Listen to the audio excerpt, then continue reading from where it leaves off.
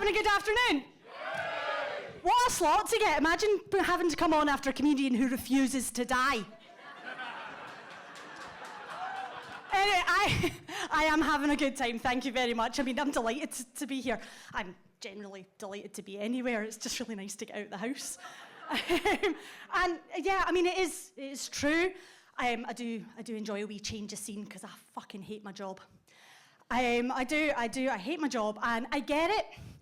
Everybody hates their job a little bit. Just a little bit. And by the way, if you're one of that crowd that doesn't hate your job even a tiny little bit, you know the ones I mean. If you've ever heard the phrase, just, oh no, it's just, so fulfilling, then we all hate you, just so you know. But for me, it's a bit of a tragedy, to be honest, that I hate my job. Because this was my dream job. I sat behind shop counters and in boring meetings all the way through my 20s, dreaming about the day that I would land this job. And it finally happened for me. And some weird things that I noticed is that the pay went down, the hours went up, because I'm a stay-at-home mum now. And as it turns out, I'm fucking shit at it. Now, I thought I hated working in a shop. I thought I hated working for the council. Turns out, I just hate working. But I will put it out there, I don't think I'm too shit at the being a mum part. Like, the new boss is, on the whole, fairly sound. But the rest of it is the being at home part that can fuck right off. Was anybody else aware that it was just like wall-to-wall fucking chores? I wasn't. That was news to me.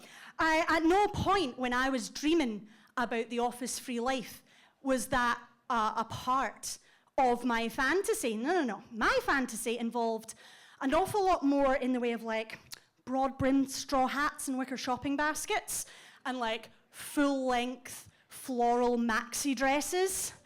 I was probably going to be doing things like skipping down the high street, you know, having a chat with a butcher and maybe flirting with a baker and dancing a little pas de deux with a candlestick maker, because apparently in my fantasies, I'm a foot taller and some sort of like Broadway Nigella Lawson.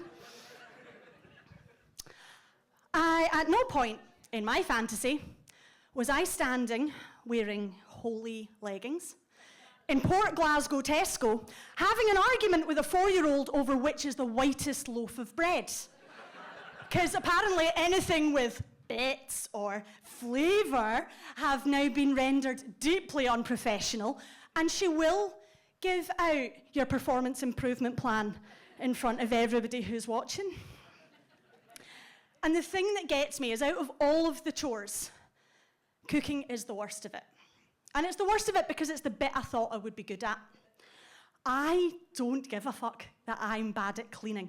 I cannot imagine anything worse than being a person who is good at cleaning. I am nobody's scrub mummy, but cooking, oh, yes, please. Because in the olden days, before I had my daughter, I was good at this stuff. I baked my own bread. I made my own jam. I did pickles, I did vinegar, I made fucking kombucha. I got so good at pastry that I got drunk on my own smugness at one point and applied for Bake Off. Do you want to take a guess as to how many loaves of bread I have made in the last 5 years? 1. Bits were found. So off I fucked to Tesco to wave that white slice of surrender and, you know, keep the peace. And I think the thing that really hurts, what makes it so relentless, is that these people in my house, the ones I love, the ones I chose, my family, they want fed. Every fucking day. More than once.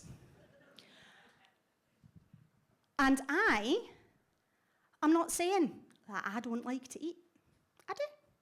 But I don't require to be fed. If I'm in the house by myself, I will stand in front of the fridge and I will graze straight from the packet. A couple of slices of ham, lovely. Few fistfuls of pickled onions, a scoop of coleslaw straight out of the packet, because I'm not the kind of animal that requires a plate. Because what do family meals make? Is it happy families? Is it giddy children? No, it's fucking dishes. Because I have discovered that cooking is a gateway chore. It leads only to harder and dirtier chores. As you sit down, you might have a full belly, but you look behind you, you've got the devastation of the kitchen to deal with. And if you've got small people in your house, you may probably want to look at the floor, the walls, and the ceiling, because those little goblins are fucking feral. They are not going to miss their mouth when it comes to like hula hoops or the kind of plastic buttons that are definitely going to choke them to death. But that meatball is never going from plate to fork to face. Oh no, it is leaving a tomato sauce splatter across your kitchen. It looks like a fucking episode of Dexter. 2 hours later, I'm hungry. Fucking at it again. It is absolutely relentless. My name is Lauren Macdonald. That's been my time. I am away to order a fucking pizza.